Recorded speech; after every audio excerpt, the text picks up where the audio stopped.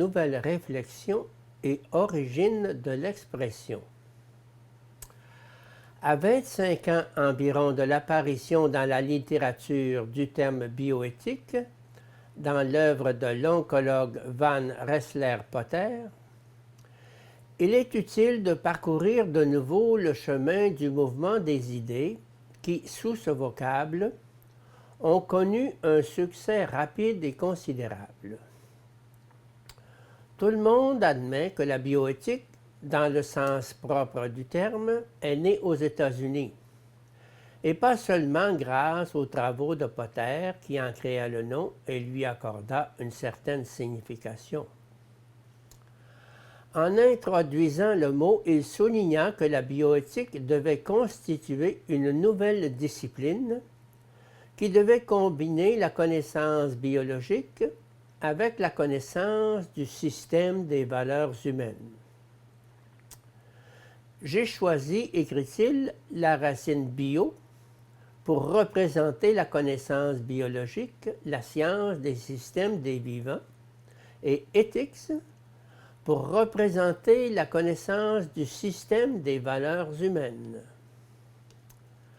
Potter pressentait l'urgence d'un nouveau savoir qui ne visait plus seulement à connaître les phénomènes naturels et à leur donner une explication, mais qui tendait aussi à découvrir la façon dont on pouvait utiliser sagement les connaissances technoscientifiques de manière à favoriser la survie de l'espèce humaine et à améliorer la qualité de la vie des générations futures. L'unique voie possible de solution à l'imminente catastrophe était la constitution d'un pont entre les deux cultures, la culture scientifique et la culture humanistico-morale. La bioéthique, en outre, ne devait pas, selon Potter, se centrer uniquement sur l'homme, mais elle devait étendre son regard sur la biosphère dans son ensemble, c'est-à-dire à toute intervention scientifique de l'homme sur la vie en général. Les découvertes annoncées à cette époque et à celles qui l'ont immédiatement suivie en matière de génie génétique, avec la terrifiante possibilité de construire des armes biologiques et d'altérer le statut même des formes de vie, des espèces et des individus, donnèrent à cette alarme une grande audience et donnèrent naissance à un mouvement d'idées et de craintes de type catastrophique.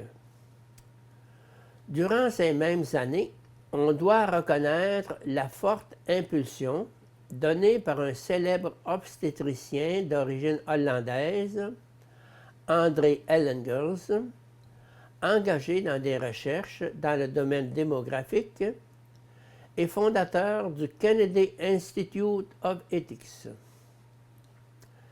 Il considère la bioéthique comme une maïeutique, c'est-à-dire comme une science capable de cueillir les valeurs par le biais du dialogue et de la confrontation entre la médecine, la philosophie et l'éthique.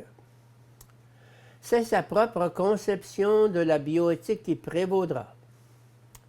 La bioéthique sera considérée par la majorité des savants comme une discipline spécifique capable de synthétiser les connaissances médicales et les connaissances éthiques. Par rigueur historique, cependant, nous devons relever que déjà quelques années avant Potter et Ellengers, précisément en 1969, comme nous le dirons plus loin, le philosophe Daniel Callahan et le psychiatre Willard Galen avaient créé le Hastings Center.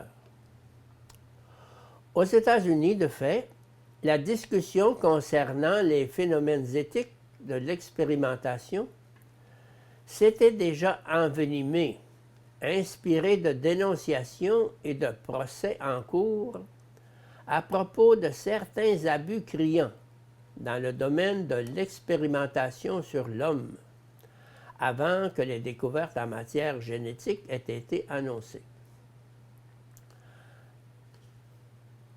En 1963, par exemple, au Jewish Chronic Disease Hospital de Brooklyn, on avait injecté, au cours d'une expérimentation, des cellules tumorales sur des patients âgés sans leur consentement. Dans la période de 1965-1971, au Willebrow State Hospital de New York, on a mené une série d'études sur l'immunisation contre l'hépatite virale en inoculant le virus à certains enfants handicapés hospitalisés dans cette institution.